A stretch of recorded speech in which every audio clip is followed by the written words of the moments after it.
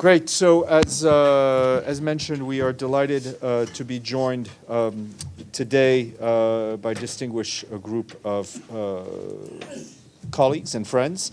And today, as you know, is the International Day for Mine Action Awareness and Assistance.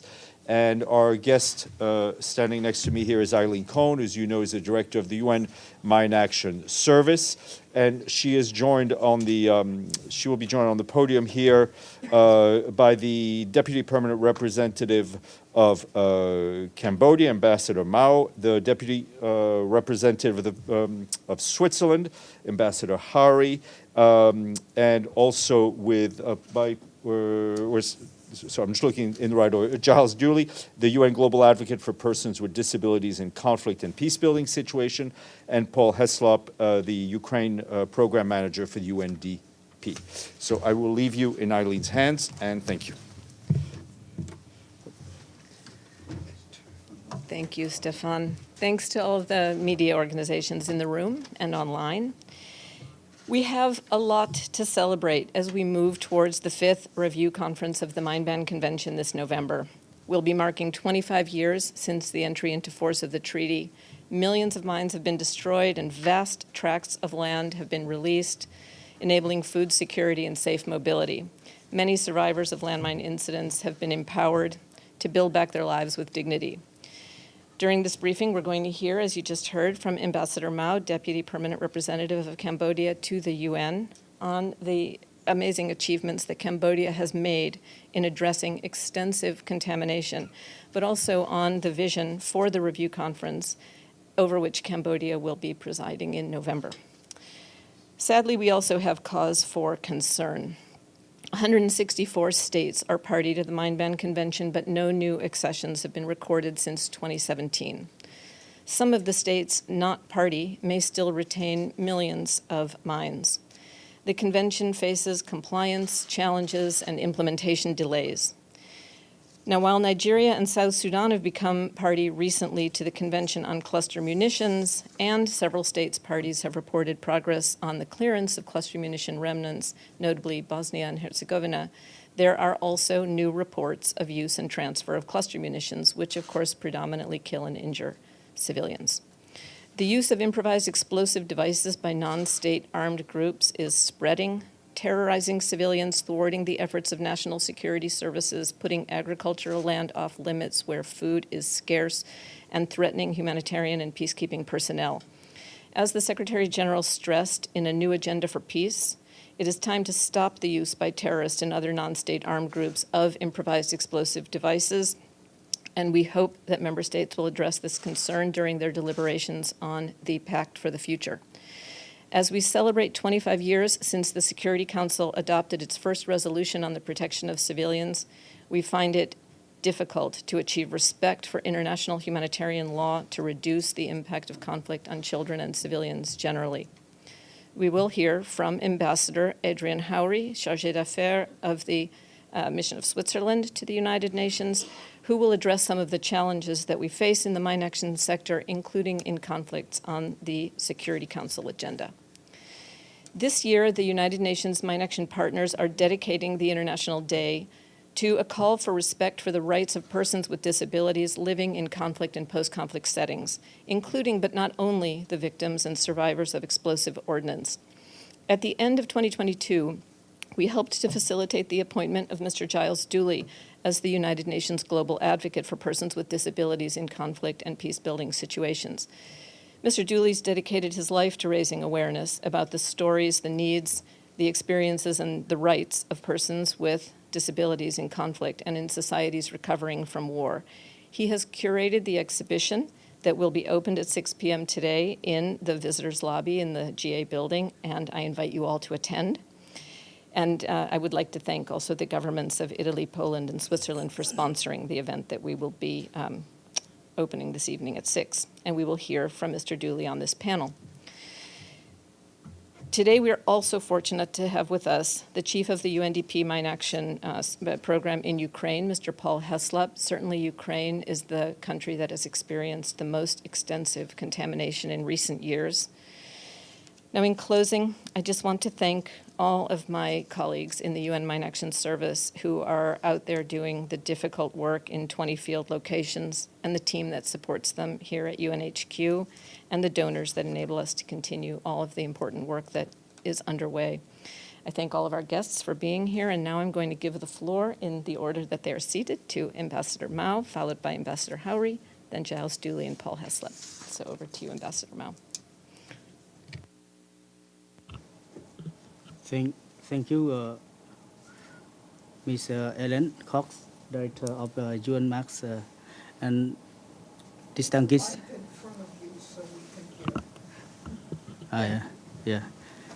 Distinguished guests, ladies and gentlemen, and my esteemed panelists. Today, as we gather to commemorate the International Day for Mine Awareness and Assistance in Mine Actions, I am deeply honored to express my heartfelt appreciation to Ms. Ellen Cox, Director of the United Nations Mine Action Service, UNMAS, and the entire team of the UNMAS for their tireless effort in organizing these crucial events. In reflecting upon the state of our world, we cannot overlook the harrowing reality faced by the people of Cambodia. For over 3 decades, war has ravaged our land, leaving behind a haunting legacy of destruction. It has estimated that millions of landmines, 4 to 6 million, some estimate about 10 million, and unexploded ordnance still lurk beneath the surface, threaten the life and livelihoods of our citizens. The toll of the devastation is immeasurable. Over 65,000 individuals have been lost and forever altered by the cruel sting of landmine and explosive remnants of war. Despite this darkness, there's still hope. Since the inception of demining operation in 1992, Cambodia has made remarkable strides. Through the collaborative effort of the Royal Government of Cambodia and our valuable support development partners, over millions landmines and millions of exploded ordnance have been safely disposed of, liberating more than 3,000 square kilometers of landmine for productive use. But our journey is far from over. Despite this achievement, over 500 square kilometers of minefield and nearly 1,800 square kilometers of unexploded ordnance contaminated areas still plague our nation. To realize our vision of a mine-free Cambodian 2025, we must push forward with unwavering determination. However, this endeavor cannot be undertaken alone. It requires the collective support of donors, development partners, and the international community. To clear this minefield in 2024 and 2025, an estimated $137 million is required, with funding sources including $60 million from the Royal Government of Cambodia and 32 million from the international community and 0.2 million from the private sector. However,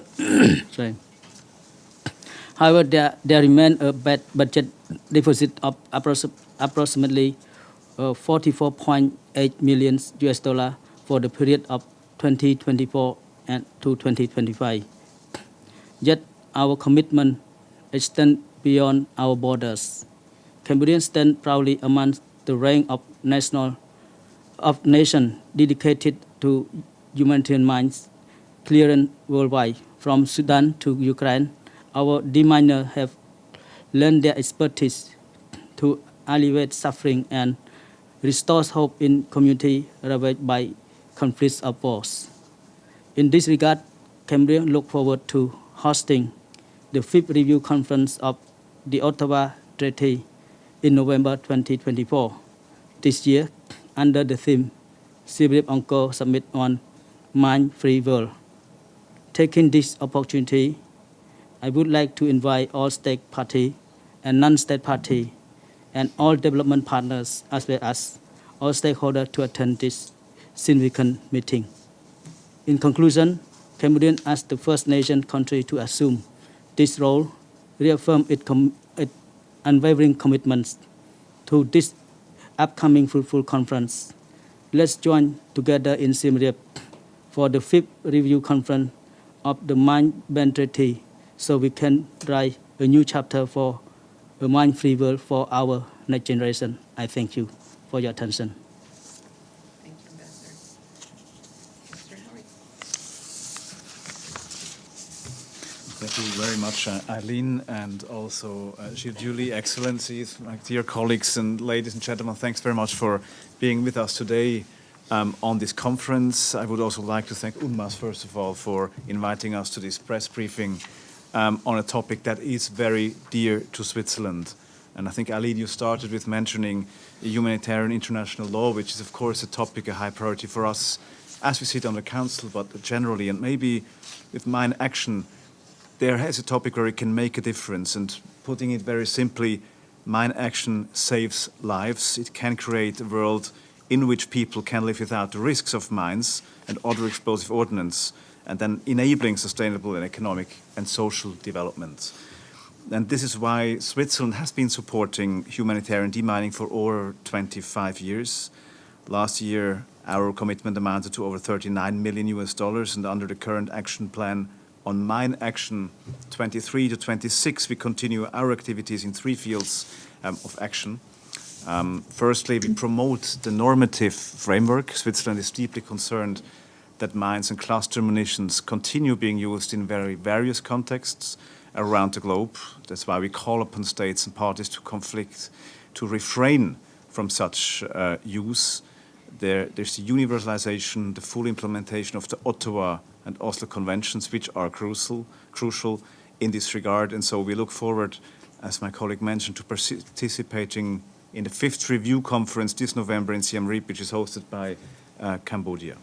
The second point I want to make is that over 60 states are still dealing with mines, with cluster munition remnants and other explosive ordnance. In 2022, at least 1,661 persons were killed, 3,015 were injured.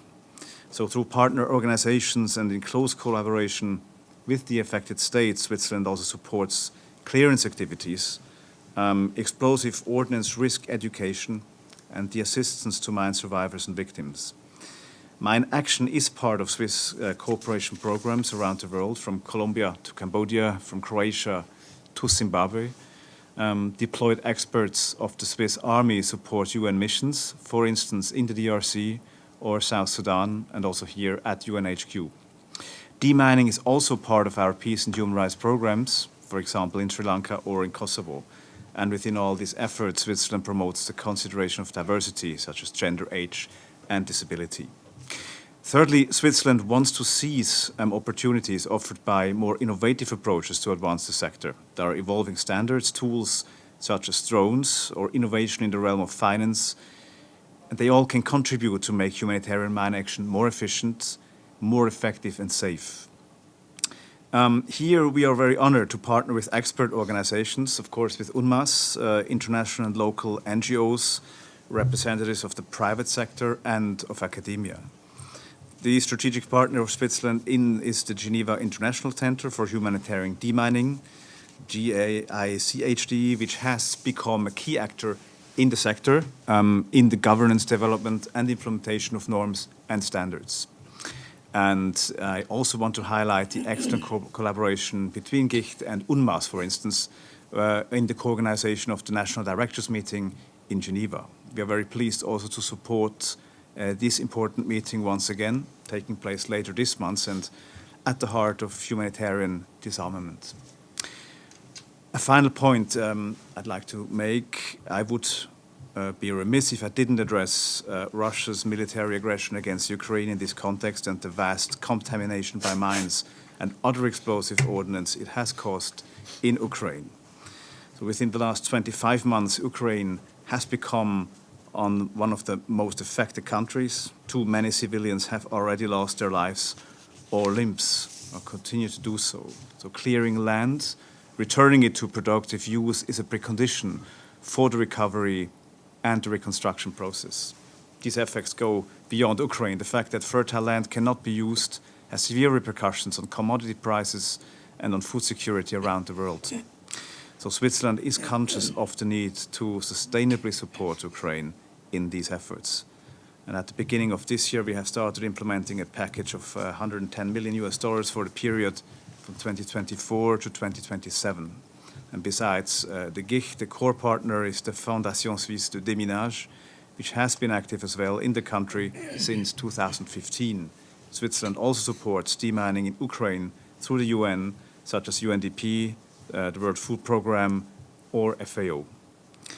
Switzerland will also support mine action in Ukraine on a political level. So we will host, together with Ukraine, the Ukraine Mine Action Conference on the 17th and 18th October 2024 in Lausanne. Preparatory meeting, the Ukraine Mine Action Donor Coordination Workshop, is organized by Ukraine and GIG, will take place in 2 weeks in Kyiv on the 17th and 18th of April.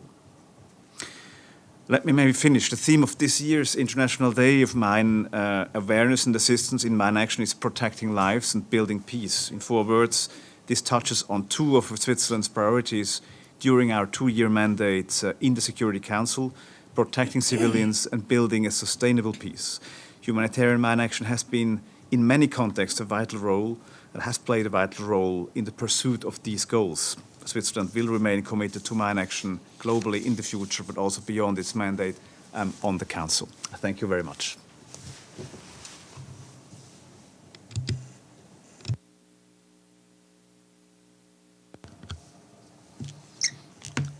I was just checking whether I'm saying good morning or good afternoon, everyone. I've just made a journey, actually, like a 4-day journey from Kyiv, so I'm not sure if it is morning, afternoon, or evening. Hello, everybody.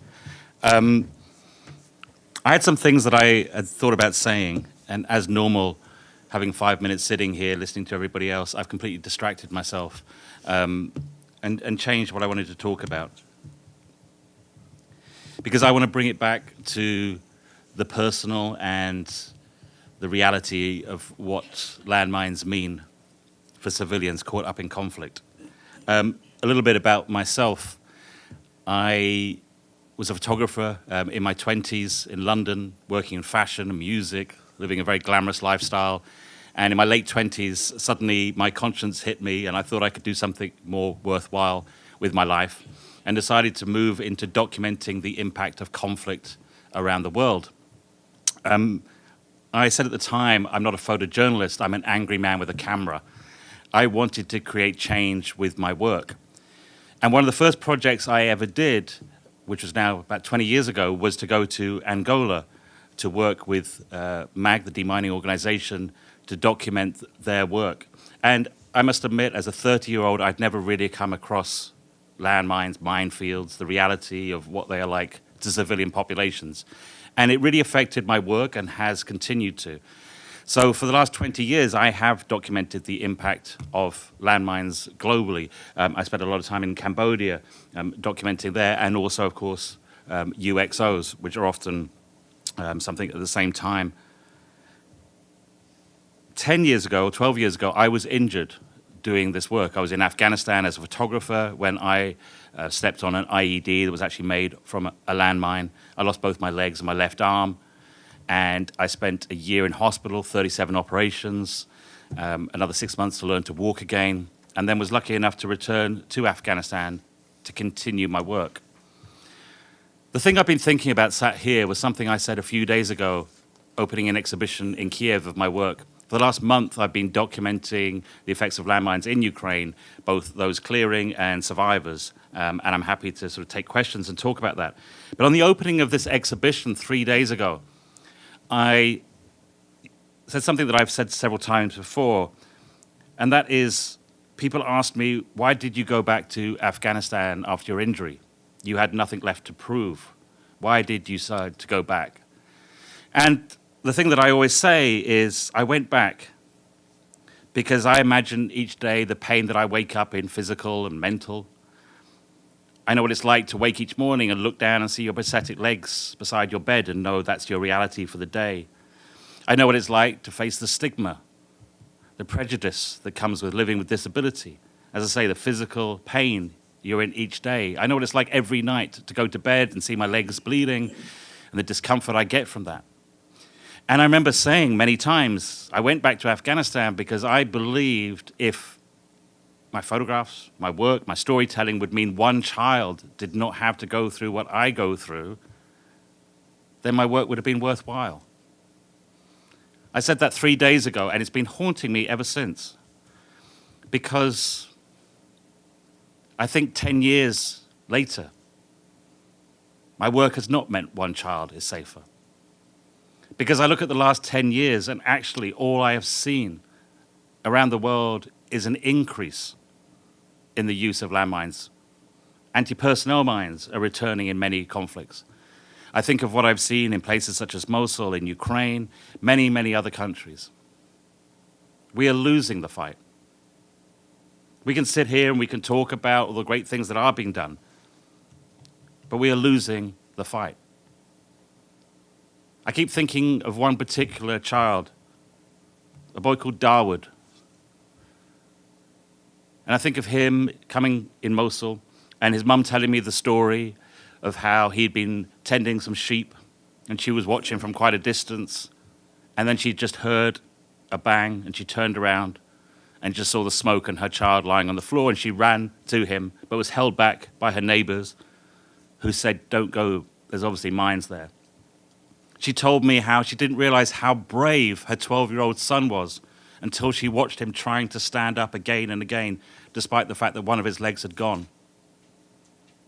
They put him on the back of a truck. They brought him to the hospital. I will never forget the sound of that 12-year-old boy screaming. And I've heard that sound so many times in so many countries. A child who's just lost a foot, a limb, the leg, an arm. I've heard it in Afghanistan, I've heard it in Cambodia, I've heard it in Iraq, I've heard it in Ukraine. But that sound is always the same. This is the reality of landmines. This is what it means. And they have a legacy that will last beyond us. Last year, I mentioned when I was here that I'd been in Verdun 18 months ago. And when I was in Verdun, I was taken on a tour of the Zone Rouge, an area still so contaminated from World War I that it can't be used for farming or general use. An area the size of Paris that is still too dangerous to enter. When I was there, a farmer was killed on his tractor because he hit one of these unexploded bombs from over 100 years ago. Now think what that means.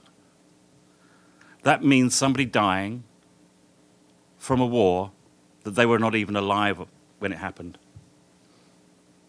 And then think about now. Think about all those landmines being planted around the world right now. What it means is that there is a child, not yet born in Ukraine, who will step on one of those mines, and he will be screaming like that boy Dawood. By then, we'll all be gone. Everybody involved in that war will be gone. We have a choice. What is our legacy to that generation not yet born? I still need to fulfill that promise in my work, that one child does not go through what I go through because of my work. But maybe we all need to think like that. All of us involved in mine clearance need to wake up each day and think, what are we really doing? We're trying to make sure that one child not yet born does not suffer the fate of stepping on a landmine.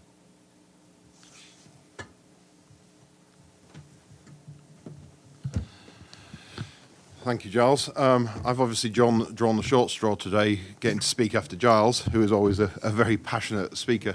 As somebody who has been in this sector for 30 years, I can only echo what was just said. You know, I've seen mine victims in nearly every mine-affected country in the world at some point in the last 30 years, and you know how Giles just described it. I think haunts all of us who are involved in the sector. I'm here to talk really about the situation in Ukraine, and I think just to build on what was said by both the Swiss representative and Giles is, the conflict is ongoing, and if you put it into context, we hear on the news 10,000, 20,000 shells being fired a day. Well, we know that there is a 10 to 20% failure rate on that. So we're seeing levels of unexploded bombs increasing at a rate of 1,000 to 2,000 bombs a day every day this conflict is going on. That's not the mines, that's just the bombs, the explosive weaponry. And then we're seeing widespread use of both anti-personnel and anti-vehicle, anti-tank mines. Every time there is an offensive being made, widespread use of scatterable munitions, which are not well recorded, not documented. You've heard of the butterfly mines, the PFM1s, they look like small toys. So the level of contamination in parts of Ukraine is just getting worse and worse and worse. And I think the final statement from Giles there is so accurate. We will be looking at contamination we've not seen since the First and Second World War that will be affecting that territory for many decades to come, unfortunately. The other thing is in Ukraine there are actually two problems. There is the problem of land that is suspected of being contaminated, that is contaminated, and as I've just said, is getting more and more contaminated by the day, and that is going to require an immense amount of technical support, financial support, the latest equipment, the best techniques, the skills that are needed to clear that land. But there is also a very large percentage of land that is suspected that is not actually contaminated. And that contamination is affecting, or that perceived contamination is affecting every individual in this room, every individual in this city, every individual across this country and across the world, because that is affecting global food security, it's affecting global food prices, it's affecting global energy prices. And the fact that we have such large amounts of land in Ukraine that is suspected of being contaminated through explosive weaponry and cannot now be used is changing global food prices. And if you're in New York and your bread or your pasta is 10 cents a loaf or a packet more expensive, that's inconvenient. If you're in Afghanistan or you're in Somalia or you're in South Sudan and you're on $1 a day income and the price of your bread has gone up by 10 cents, that's probably going to mean that families are moving into food insecurity, children are going to start to starve, people are going to start to die. So, the conflict in Ukraine is not just affecting the Ukrainian people, and I think Giles summed up so well how that is, but it's affecting every poor individual and every person with very low income in the globe, across the world, and that is something that I think is completely intolerable. So we need to be finding ways to improve global food security by addressing the perceived contamination. Now we're using new technology, we're using drones, we're seeing there, but at the end of the day, what is needed is the resources to make this happen. Whether it is the financial resources, the technical resources, the will to provide the support, and there was a donor conference last year in Zagreb. Pretty much every donor acknowledged that the problem is $1 billion plus problem, and then made pledges in the tens of millions of dollars. We need to see those pledges increase. We need to see long-term commitment. We need to see investment. But I also think we need to be thinking about new and innovative ways to bring resources into the sector. So, for example, the EU, the members of the EU or the members of NATO, they have large reserves of demining equipment in case of war. If we could see 10% of those reserves being released to Ukraine, that would free up thousands of detectors and the equipment to help the Ukrainian government clear its problem. We've got over 200,000 Ukrainian small farms need to be assessed. Perhaps we could create a fund that we give vouchers to the farmers and the farmers then engage a demining organization to assess their land. Now, if 90 or 95% of that land is assessed to be safe, those farms can get back together. Now, if in a year's time I could say instead of 200,000 farms are not working because it's perceived to be dangerous, 10,000 farms have been confirmed as dangerous, that's 190,000 farms, that's 190,000 families that are back at work and creating income and agricultural output for Ukraine. So we need to be looking at the problem in a different way. This is not just traditional humanitarian demining. There is an economic consequence, there is a social consequence, there is a need to rebuild the economy and to rebuild the critical infrastructure. Going on, I think to highlight what Giles was saying, because of the advances in technology, particularly body armor and medical technology, we're seeing a lot of people surviving injuries that they wouldn't have 5, 10, 15, 20 years ago.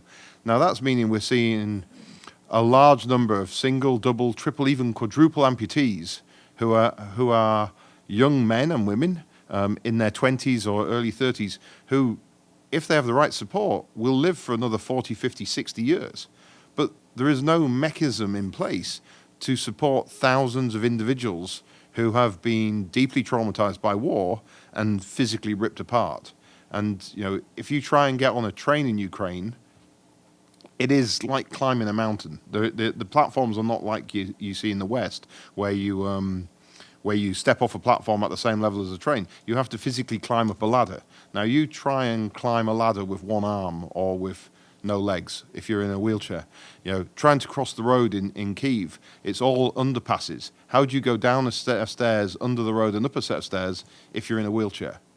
We need to be looking at how we can help the victims of this war who will be around for the next 50 or 60 years.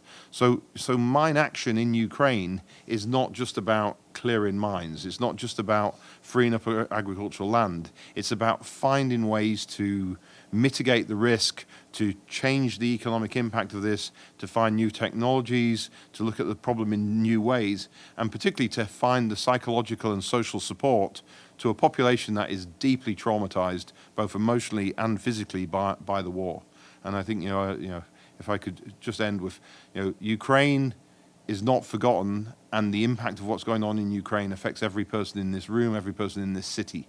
And we cannot walk away. And for the donors who have committed to supporting Ukraine, thank you, and that money is being used wisely. But unfortunately, we need to find new ways to bring different and innovative finance into the country. We need to find ways of supporting the victims of this conflict.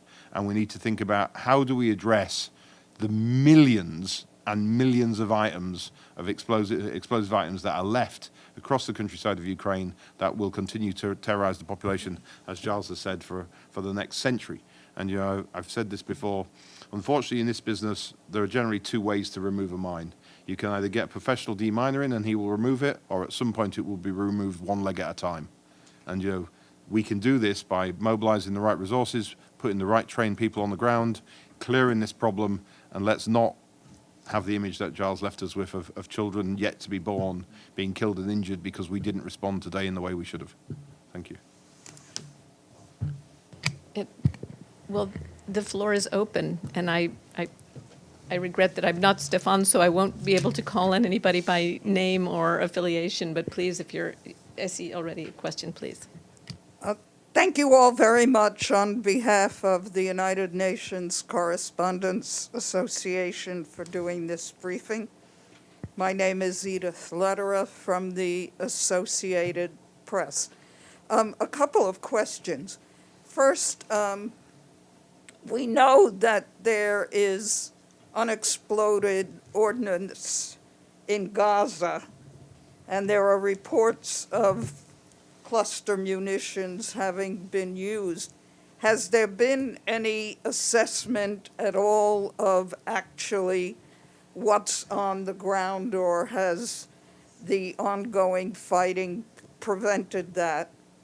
And secondly, on Ukraine, have any of you spoken to any senior Russian officials about the mines they've used or the kind of ordnance which, as you say, is going to be around for centuries in terms of trying to limit it as this war goes on? Thank you. Thank you very much. I think we'll do it one by one, with answer each question as they come. Good. So I'll take the question on Gaza because UNMAS has a program in Gaza. We're doing some work to just accompany convoys and make sure that humanitarian convoys can move around safely. We're doing infrastructure assessments and providing explosive hazard awareness training to security and humanitarian workers, as well as risk education to civilians. But sadly, no, the opportunity for an assessment along the lines you suggest has not yet materialized. And when we spoke yesterday with Jamie McGoldrick, the humanitarian coordinator there, He made it clear that he'll decide when the time is right for a multi-sectoral assessment. He wouldn't favor a single issue assessment, mine action going alone. He favors a multi-sectoral assessment that would address sanitation, health, and other concerns, including mine action, with a view to enabling people to return to their places of origin when that is possible. So we're coordinating the sector. We're working under the rubric of the RCHC, bringing a lot of mine action NGOs into a kind of coordinated umbrella, and hopefully the time will be soon to conduct such an assessment, get a sense of scope and scale, and then see what kind of a response will be possible. But we're very much on standby for that, hopefully soon, surge. And if that answers the question, I'm going to hand over then to Paul on Ukraine. In terms of direct communication, I've had no direct communication with the Russians as yet. One thing that we have been encouraging all parties is to record the weapon systems they've used and where they've been used. So, you know, if they use an artillery strike or whatever. Now, obviously, this is an ongoing conflict, and a lot of that data is currently classified. But we have been engaging with various stakeholders, saying that, you know, record the data now, and then when the ceasefire is agreed or there is a peace deal, or ultimately, even if that is several years away, having that data on record now while you can get it and it's fresh, it will make a big difference. So there is a proactive nature to that, but again, this is a ongoing conflict that we haven't seen the nature of for quite a long time, and there is a lot of classified information here, which makes it more challenging than the traditional humanitarian mine action program that we would work on. Also, I would just, a little add to that, I was with the SESU, which is the State Services, Emergency Services, and they took me to their training center just outside Kiev, where they have a collection of all munitions that have been used, and they saying over 100 different types of explosive ordnance have been used. And you know, the unfortunate thing for Ukraine is this is, you know, a history of contamination. So there's still legacy stuff from First World War. There's a lot from World War II. And in this current conflict, a lot of what would have been thought of as obsolete weapons are being used. So, you know, stockpiles from 50s to 60s. I mean, literally everything is being used, up to very, very new technologies that some haven't been seen. So the scope and range of stuff is absolutely vast and incredible. I mean, I was with a unit of Ukrainians that had dug up a mortar from World War II and were reusing it. I mean, the capacity to kind of reuse things, as I say, and unfortunately it means that Ukraine is contaminated now really from huge amounts of different stockpiles, but as I say, over a different 100 different types of explosive projectiles and bombs and etc. Thanks, Paul. And Giles, let me see if there are other questions, comments. I'm aware that there are also media colleagues online. That's a new technology for me to moderate. I suppose somebody will let me know if there is an online question. But I don't see hands up, and I'm not getting a signal about an online question, so let me thank all of you for being on the panel. All the remarks were extremely compelling, and thank you all for being here and listening. Thank you very much.